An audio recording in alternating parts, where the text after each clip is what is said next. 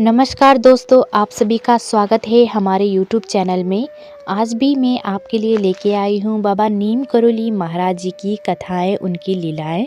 तो देर ना करते हुए चलते हैं कथा की ओर। अपने मौज में युवा अवस्था में वो प्राप्त एक योगी हाथ में चिमटा कमंडल लिए टुंडला की ओर जाती रेलगाड़ी में फर्रुखाबाद स्टेशन पर प्रथम श्रेणी के एक डिब्बे में बैठ गए। जी हाँ, मैं बात कर रही हूँ नीम करोली महाराज जी की। वो एक डिब्बे में बैठ गए। गाड़ी के कुछ मील चलने के उपरांत डिब्बे में एक Anglo Indian ticket checker ticket के चेकिंग के लिए आया।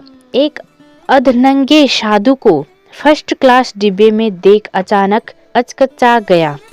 टिकट मांगने पर नकारात्मक उत्तर पाकर उसने क्रोध से अगले फ्लोग स्टेशन नीम करोरी पर साधु को तीर स्कृत कर उतार दिया। साधु शांत भाव से एक पेड़ के नीचे चिमटा गाड़ कर बैठ गए। गाड़ी को आगे जाने का सिग्नल मिला, परंतु इंजन स्टार्ट करने पर भी गाड़ी आगे नहीं बढ़ी। फुल स्टीम देने के बाद भी इंजन के पहिए अपने ही स्थान पर घूमते रहे, पर इंजन की मशीनरी के चेकिंग हुई, सभी कुछ सही था। तब यूरोपियन गार्ड बेचैन हो गया। ड्राइवर के पास आया कि क्या बात है, परंतु ड्राइवर कोई खराबी नहीं है ये बता चुके थे।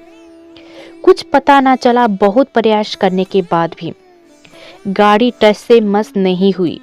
उधर उस पटरी के पर अन्य गाड़ियों को भी आने जाने का समय हो चला था। तब कुछ भारतीय यंत्रियों ने उन विदेशी अधिकारियों को राय दी कि साधु महाराज को गाड़ी में चढ़ा लो, तभी गाड़ी चलेगी। इस पर वो बहुत उलझाए। अंत में जब गाड़ी टच से मस ना होने का इनकार कर दिया तो उन्होंने कहा कि एक बार साधु को गाड़ी में चढ़ाकर भी देख ले।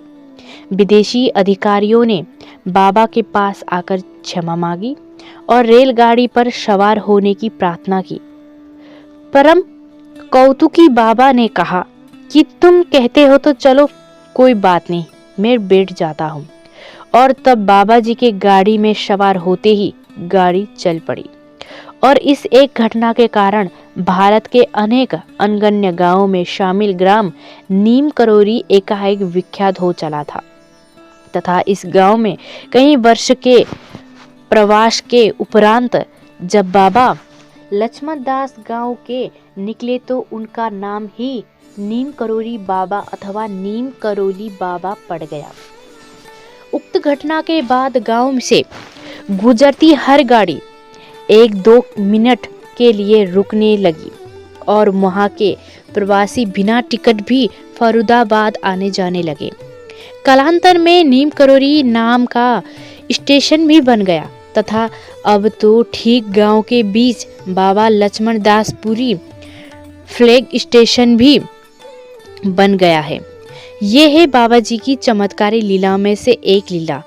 उत्तराखंड में महाराज जी को बाबा नीम करोरी की जगह नीम करौरी वाले बाबा या नीम करोली बाबा कहा जाता है, परंतु अपनी ही प्रसिद्ध से उदासीन बाबा जी ने अपने नाम के इस अप्रभ्रंश का सुधार करवाने की कभी चेष्टा ना की। बाद में अधिकतर लोग नीम करोली बाबा कहने लगे या बाबा जी अथवा महाराज जी कहकर संबोधित करने लगे। ऐसे सर्वसमर्थ बाबा नीम करोली महाराज जी की लीलाओं पर प्रकाश डालने की चेष्टा कुछ भक्त द्वारा पूर्व में ही हो चुकी थी और आज इसी प्रयास में हम भी रत हैं। परंतु महाराज जी लीलाओं का तथा भक्त पर इन लीलाओं के प्रभाव का, महाराज जी के व्यक्तित्व का, उनके मूल तत्व का, उनके पावन चरित्र का वर्णन शाब्दिक चित्रों द्वारा संभव नहीं है। वस्तुतः ये शाब्दिक निरूपण बाबा जी महाराज को केवल अंश मात्र में ही प्रकट कर पाते हैं तथा अपने में अपूर्ण भी हैं, अधूरे भी हैं। अस्त बाबा जी को आंशिक रूप में भी प्रकट कर पाने की चेष्टा में हम अपने को नितांत निहित पा रहे हैं। केवल वो ही किसी को माध्यम बनाकर स्वयं अपनी गाथा कह सकते हैं। अतः एवं इस ग्रंथ में जो भी जितना भी लिपिबद्ध होगा हो सकेगा वो केवल बाबा जी की ही इच्छा अनुसार होगा।